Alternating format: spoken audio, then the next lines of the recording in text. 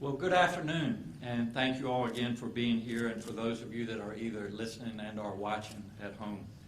We're here today to talk about the next steps for everyone in Virginia. Since I spoke to you yesterday, community spread continues of COVID-19.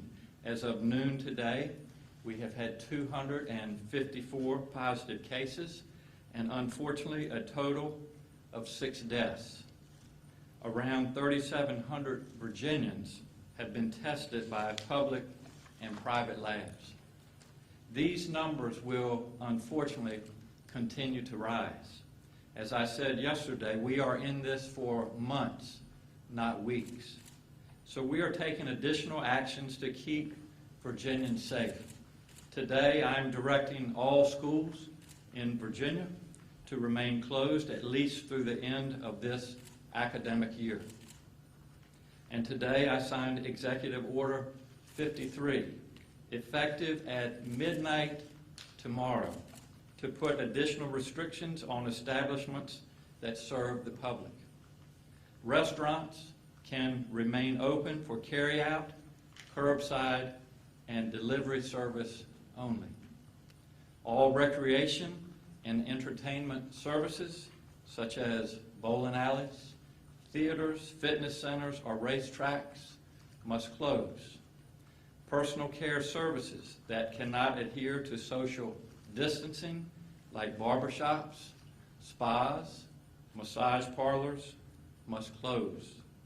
Non-essential retail establishments can remain open if they allow 10 or fewer patrons and adhere to social distancing and increased sanitizing procedures.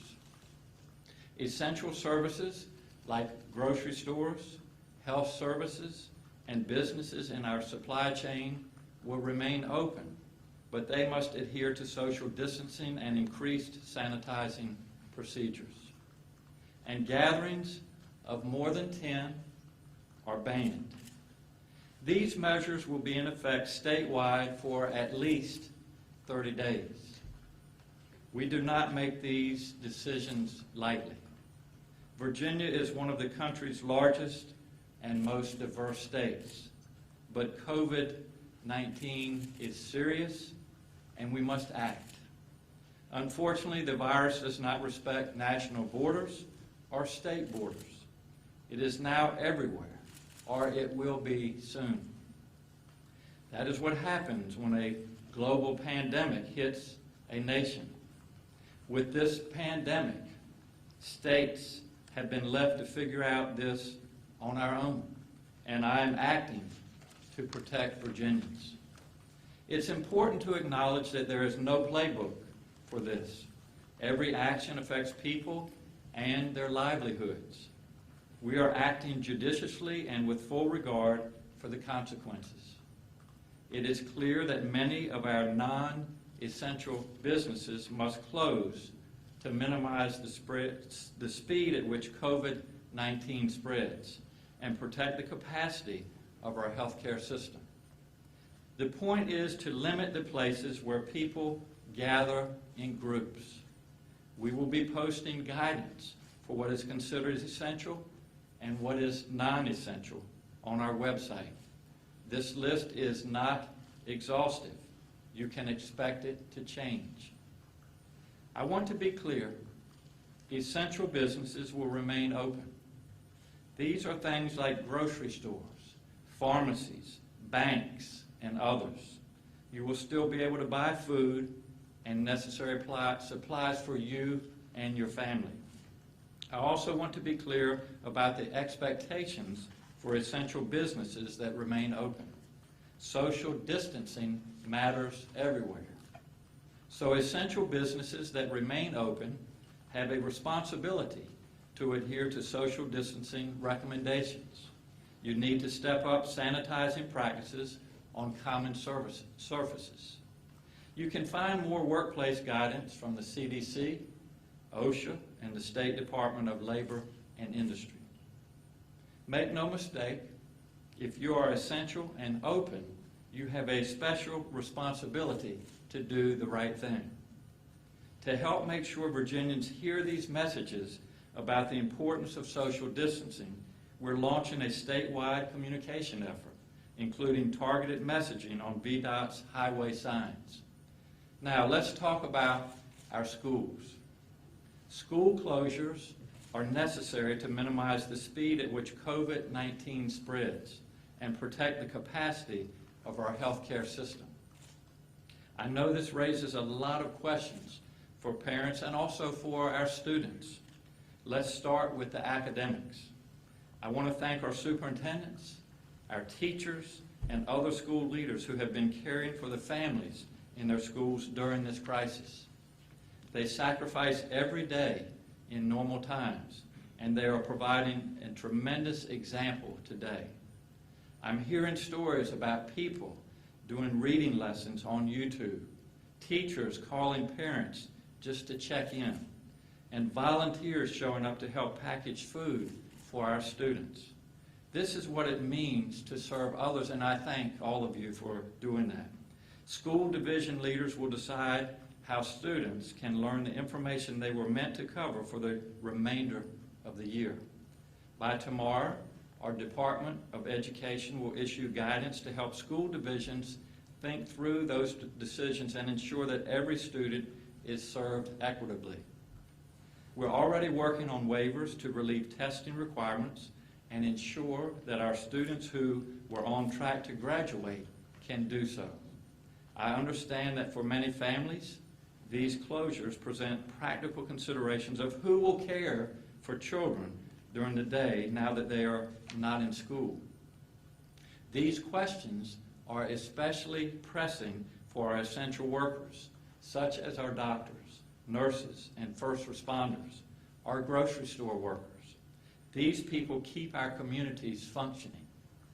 We have 1.2 million children under age 12 in our Commonwealth, and half of them are in public schools or preschools.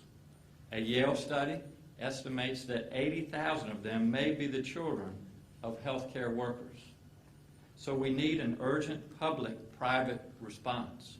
Today I'm calling on our local communities, private daycare providers, community child care partners, and public schools to rally together to provide child care for the young children and school-age children of essential personnel. Our child care providers are also essential personnel. We must rally together to fill this pressing need across the Commonwealth while following strict public health protocols to keep our children safe. Today, our Department of Social Services and our Department of Education will issue guidance to communities about how to provide emergency child care services for essential personnel. Finally, I want to recognize the extraordinary work of everyone at the Department of Education and in our local schools who are continuing to make meals accessible to students during these closures. Every single division in the Commonwealth has stepped up to the plate to figure out how to feed our children, and I sincerely thank them. If you are a family wondering where your next meal is going to come from, you can text FOOD, F-O-O-D, or COMIDA, C-O-M-I-D-A. That's C-O-M-I-D-A to 877-877 to learn more about feeding sites closest to you. Now, let's talk about what this all means for us as Virginians. We are moving into a period of sacrifice. Most of us have already begun to experience this. Many businesses are closed already because their owners have done the responsible thing. I thank them for the tremendous sacrifices they have made. There is more ahead, and things are changing fast. Just last week, we announced one of the lowest unemployment rates in the country. Today, thousands of people are without work here in our Commonwealth. About 40,000 people have filed for unemployment just last week. That number will unfortunately go up. More families will be out of work. That has serious health consequences too. It will lead to anxiety. It will lead to fear. It is difficult to live with uncertainty. We can expect to see more depression, alcoholism, and domestic violence. But the sooner we all take these necessary steps to slow the spread, the sooner we will all get through this. We all need to take care of each other from afar, because social distancing is the only path forward. That's why I'm directing these business closures today. That is why I am closing our schools. Our priority is to save lives. We have a health crisis and we have an economic crisis. But the sooner that we can get this health crisis under control, the sooner our economy will recover. So I ask every Virginian to stand with me as we fight this battle. Do your part. Stay home when you can. And social distance and wash your hands when you must go out for supplies. I know that the next several weeks, the next several months will be difficult. They will require everyone to change the way that we live and the way we interact with each other. We have not been called upon to sacrifice this in many, many years. But I am calling on you to do just that. We must put aside what we want and replace it with what we need. This will change every part of our life and all of the daily patterns that we're used to. It will require everyone to sacrifice. It will require all of us to live differently.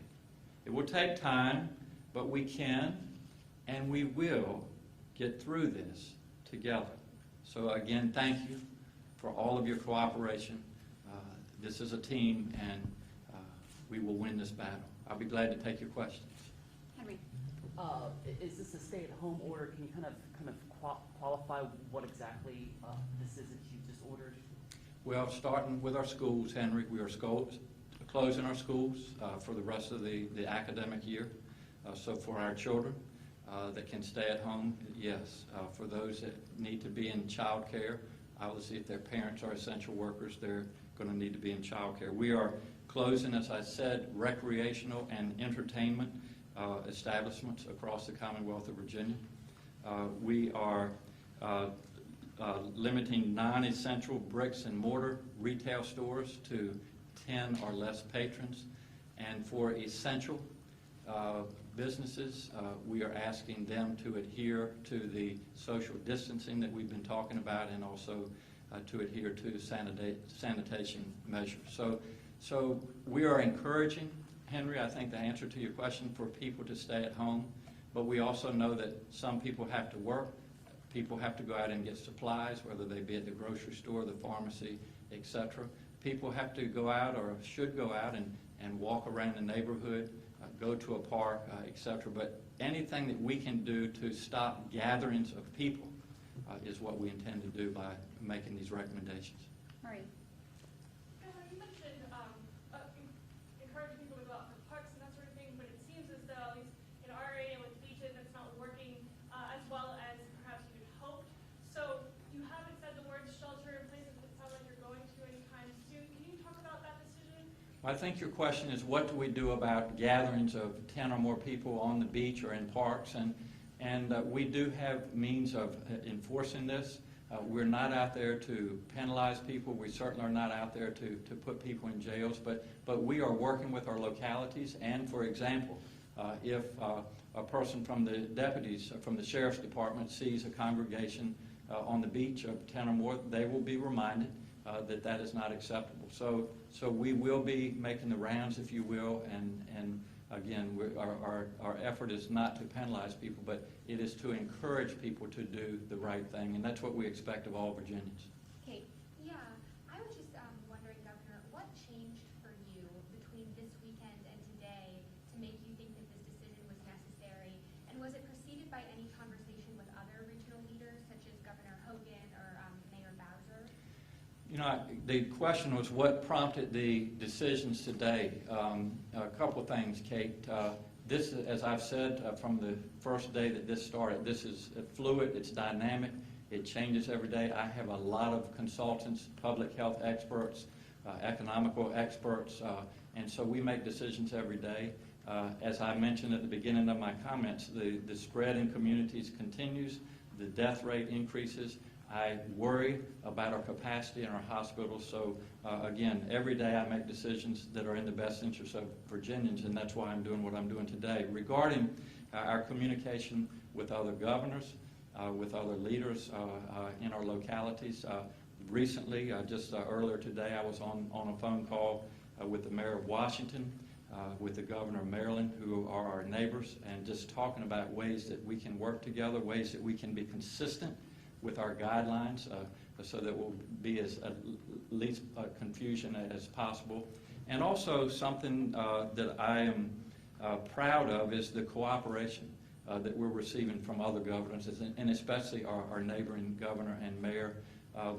We all share the concern of our capacity in our hospitals, not only with our number of beds, but also with our staff, with our amount of equipment, our PPEs, medications, etc. So we will be working closely. We have inventories of what's available. We certainly hope to increase those inventories, but we have reciprocity with caregivers. We've made a lot of arrangements to be able to take care of each other and work together. Jack? Two things. One, what does this mean for ABC stores in Virginia? And has there been any discussion about cash tolls and altering the general policy surrounding those? The first part of your question is, what does this mean for ABC stores? ABC stores will remain open.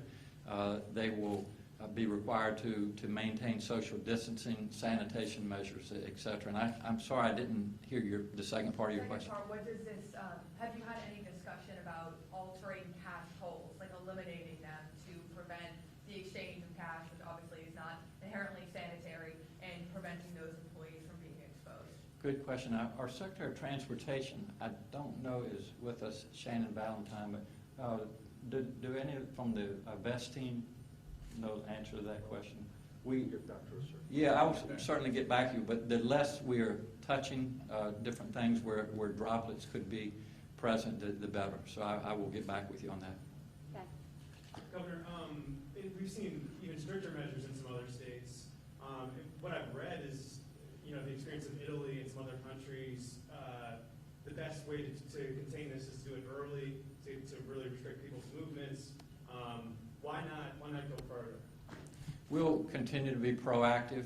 Again, as you see, I have a lot of very smart, capable people around me, and we meet every day, literally every hour, and make decisions. So I believe that we've made some very aggressive steps in Virginia, and I'll continue to look at the data every day, take that into consideration, take the input from people across the Commonwealth, and make decisions that we need to that are in the best interest of Virginians. Correct.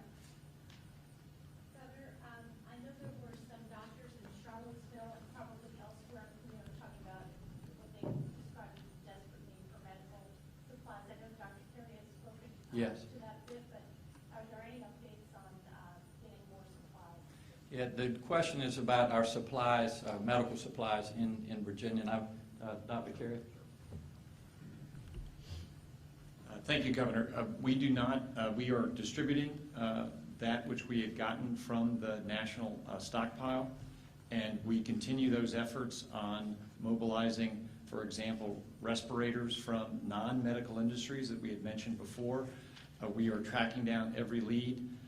Dr. Stern and his team at the logistics team at the VEST and VDEM are continuing to track down every lead, every source we can. So no announcements today, but all of those leads are being followed. Mel? Over here. Two questions. One, other than recreational businesses, are there any other categories of businesses that will be mandated closed?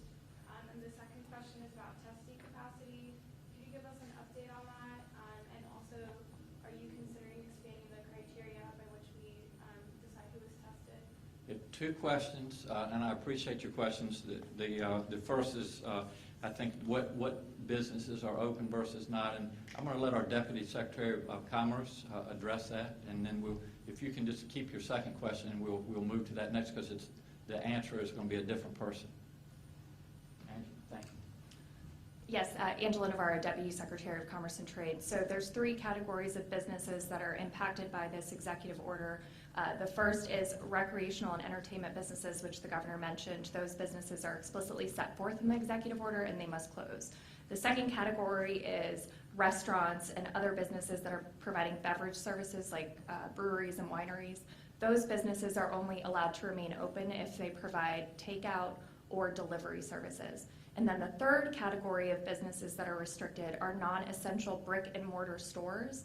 They have to maintain 10 patrons or less in their establishments with adequate social distancing. If they cannot do so, then those businesses also have to close. Thank you. Angela, just to clarify, so the 10 doesn't include any staff members that may be inside? The 10 does not include staff members, it's patrons of the business itself. And I believe your second question was regarding testing, and I'm going to let Dr. Tony answer that. Dr. Tony, thank you. So with respect to testing capacity, the state lab is still maintaining a capacity to test samples that are approved by the Virginia Department of Health. Even though we are actively performing testing every day, we are also receiving supplies that are required for us to do the testing. There are multiple components that go into us being able to perform a single test. And as of today, we still have an ability to perform over 1,000 patient tests, and we're expecting more supplies again this week. The other initiative that we have been working on is to do extensive outreach to not only the private laboratories within the Commonwealth that are performing testing, but also hospitals, and creating a database of all of those facilities that are providing testing, have the capability, or are planning to bring up testing. And so we will have that information, and we will be sharing it with the Virginia Department of Health and the Virginia Hospital Healthcare Association, so that we will know what testing capacity is available for those samples that are not approved for testing at the state laboratory. Will that information be made public at some point? I would think that it would be eventually made public, because most of the commercial companies at least are putting it on their websites once they are capable of providing the testing for the Commonwealth. Yeah. Several things. One regarding the school closures. Does that mandate require private schools as well? And for the daycare, are you saying to anyone who is not an essential worker, you can't bring your kids to daycare, or you're just asking them not bring their kids, leave it open? Yes, two-part question. It does apply to private schools in Virginia, and as far as essential, if someone were to come to the child care center and say that they're essential, that their word will be taken. You have to provide No. documentation. And if I can just get another one, and then concerns about buses coming in from highly infectious regions. Any thoughts to limiting transportation in the state at this point? We're certainly using sanitation measures to keep our school buses clean, but in some areas, especially rural areas of Virginia, we're actually using our school buses to deliver supplies and meals. We're referring to commercial buses like Greyhound, things like that. Like bus tickets. Is your question? Restricting commercial bus traffic, things like Greyhound or the other bus companies that can't get bus. Yeah, we haven't made any restrictions on that. Right. Can you talk a little bit back to the testing? You know, we're testing a certain number of people, but it's obviously we're not getting the whole picture. Can you give us an idea of kind of what it would look like if we were to test, say, even a quarter of the state's population? And where are we headed? I'm going to let Dr. Peak, our epidemiologist, answer that question. Dr. Peak, thank you. Thank you. So your question was, if we tested a quarter of the population, how many people would we expect to be positive? Just if you could give us a general idea, just a bigger picture. Right now, we're only looking at, yes, there are this many people that are confirmed because we're only testing this many people. So, you know, if we were to open up testing to a quarter or half of the state's population, what would that look like? Do you have any kind of projections? We don't have a specific projection now, but we are working on a model And so we hope to have more information about that later in the week. Yeah, two separate questions. One is whether the state, realistically thinks that students will be able to complete the rest of the year's learning, through virtual teaching, and whether students will receive credits for those courses. Why don't we just do one question at a time, because it might be different people answering this. Is that the first question? Yeah. Okay. Dr. Lane. Good afternoon. As the governor mentioned in his remarks, we will be issuing guidance on how school divisions should be working with students to ascertain whether they've completed the course.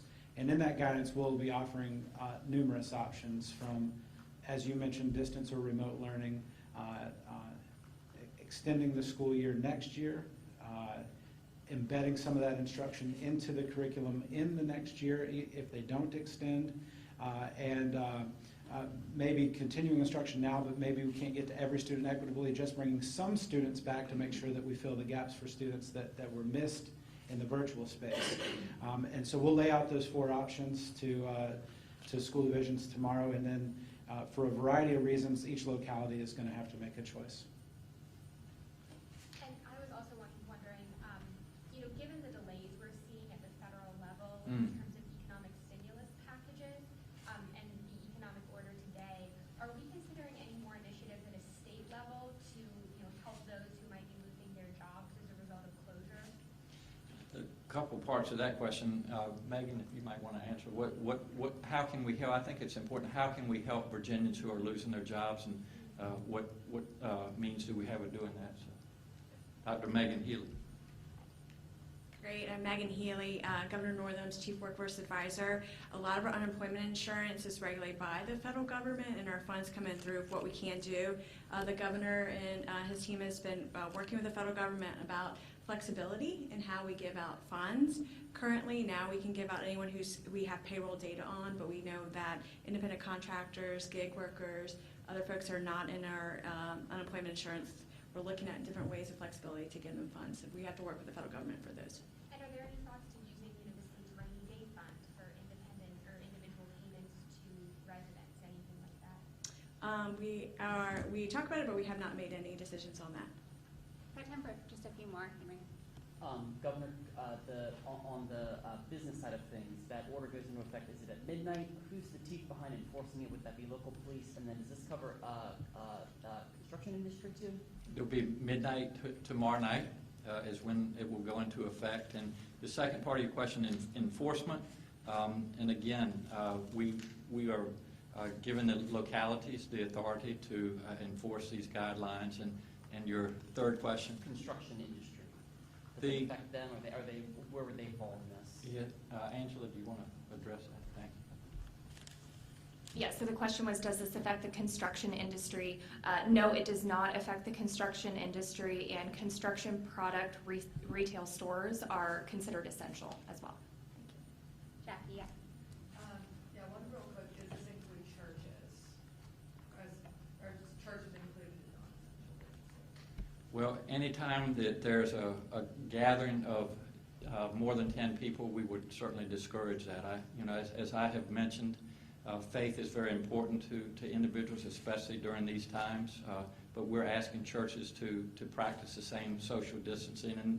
And I have talked to a lot of pastors across the Commonwealth, a lot of faith leaders who are really being creative and innovative as how they're communicating with their church members. And I will be on a call this evening. I'm not sure the exact time. I believe it's at 6:30 with our faith leaders across Virginia to continue to talk about how we can reach out to individuals and make sure that they maintain their faith during these times. We got to wrap up. Can I add Yeah. something? So, in New York, I've heard of the mayor of New York and the governor of New York talking a lot about concerns of price gouging that states are seeing in trying to obtain these critical resources, and saying that because of that, the federal government really needs to take more of a lead on this.